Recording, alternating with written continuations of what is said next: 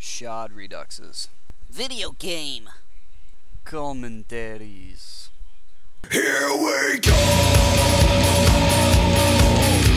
And it was then I realized the only thing cooler than a tank is a tank that can ramp off stuff and fly. Besides me doing the commentary on the T-90 tank, it's time to fly up some names on the screen as well, for the people that deserve some shoutouts, and the people that suggested the video.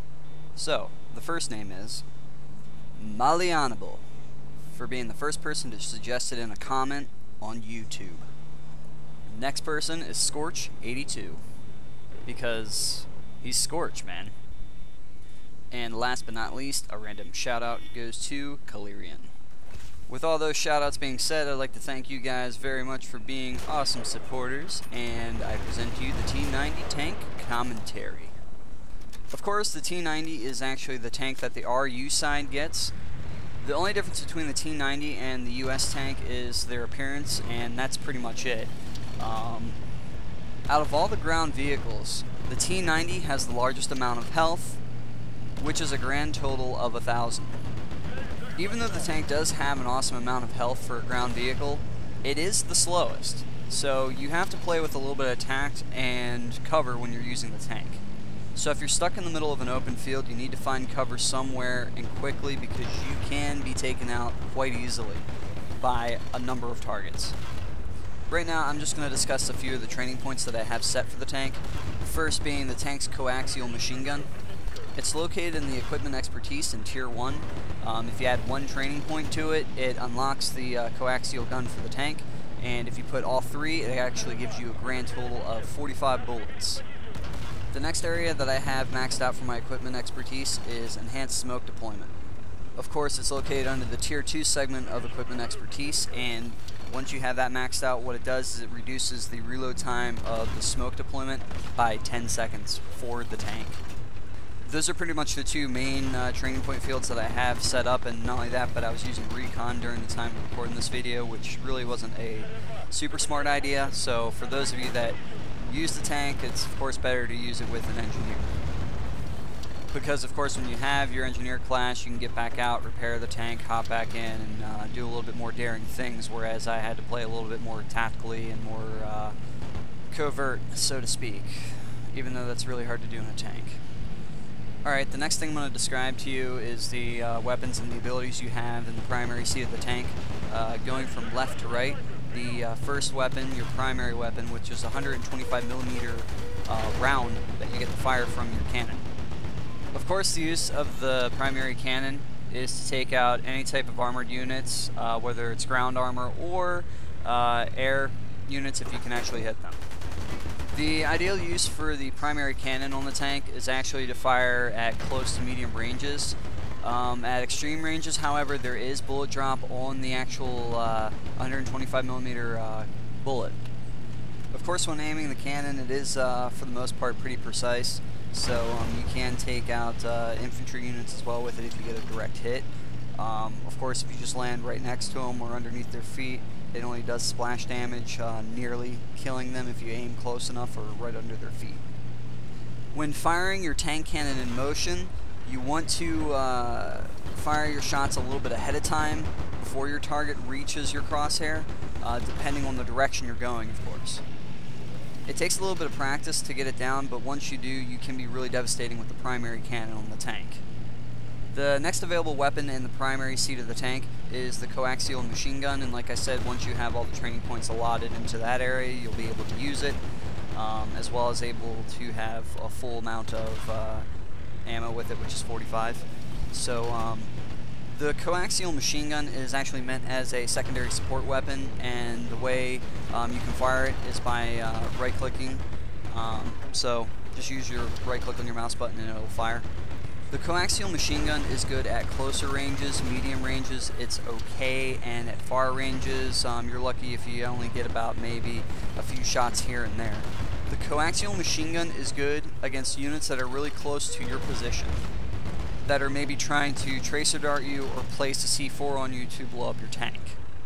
Some of the other things I like to do with the machine gun as far as like advanced tactics go, whenever I fire my main cannon shot and I need to do additional damage to, let's say, an APC, if they're close enough, I like to fire at their tires because it gives it additional damage to help out with me being able to take out the enemy unit faster. Now if I'm up against a tank, after firing my first cannon shot, I'll also use my coaxial machine gun to fire at the secondary spot where an enemy infantry likes to sit on the machine gun in the tank. I'll try and fire at the ammo box there to possibly do some additional damage to the tank while I'm waiting for my shell to reload as well. Or let's say there is an enemy unit that's using that secondary spot machine gun on the tank. I'll just take him out with the coaxial machine gun so that way he doesn't do any more damage or have potential to take out ground infantry. I also like to use the coaxial machine gun to take out the cars as well, just to do the last little bit of damage to them. So it's also good for that as well. The one thing I forgot to mention about the primary cannon is on ground vehicles, it does do up to 300 damage. Of course 300 if it's a pretty good direct hit. Air units, it can do 400 to 500 damage depending on the vehicle you're attacking. 400 of course for the Apaches or the attack helicopters, and 500 if you get a direct hit with a jet, which will instantly destroy it. Okay, back to the coaxial machine gun. Like I was saying, it's a good support weapon when you're in the middle of waiting for your tank shell to reload. So it's good for crowd control, so to speak, against enemy infantry. That is the strangest thing I've ever seen. Last but not least, the other thing that you get with the tank when driving it is the ability to deploy smoke, which serves for a couple purposes. Let's say you have enemies that lock onto you using tracer darts. Just go ahead and deploy your smoke and it will totally negate the fact that you're being targeted by rockets via tracer dart. Also, the other purpose for the smoke is to provide cover against any infantry units for spotting you and or being able to make a effective hit with a rocket or anything of the sort like that. So of course smoke provides you cover.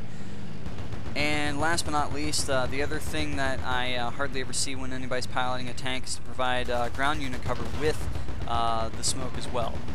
So let's say you are going through an assaulting flag with the tank, but you have infantry units behind you that are getting mowed down because of other ground vehicle units or other posted up infantry. You just go ahead and deploy the smoke so that way it gives them a bit of cover to be able to advance further and help you.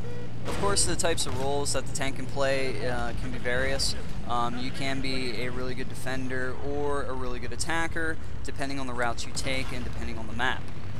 Of course, defending a flag with a tank can be easily done if you post up in the right spot, providing you with a decent amount of cover, as well as a good escape route. Of course, if you're attacking with the tank, the same can be done. Just find a good attack route that can give you the least amount of resistance as possible of the opposing force. So that way when you do finally get to your attacking destination for capturing a flag, you'll have the most amount of health as possible. The second seat in the tank is actually used for a 50 caliber machine gun that an infantry unit can man while you're driving the tank.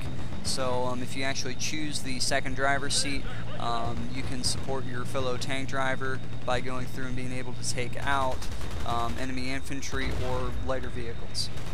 Also, when you're in that secondary seat and you're taking heat from enemy fire, you can hold the control key down and you will actually duck and cover inside the tank. Once the bullets die down, you can let go of the controlled key and you'll pop back up and you'll be able to continue firing at the enemy. Alright, of course towards the very end or the last few minutes of the game, things started going a little bit screwy. So there's a bunch of different antics and stuff that didn't relate to the T-90 tank. Just because of the map I was playing on, it was Dalian, and the class I was playing, which was Recon, which wasn't the best idea. I'm going to stop the fast forward for a second to show you this. So in case you guys get in a chicken fight with a buggy, just to let you know, you'll always win. Of course, that's if you're not using another buggy. Other than that, that's all I got about the T-90 tank for the RU side. Keep checking back for some more videos, guys, because there's going to be some more coming up pretty soon, and I'll see you all next time.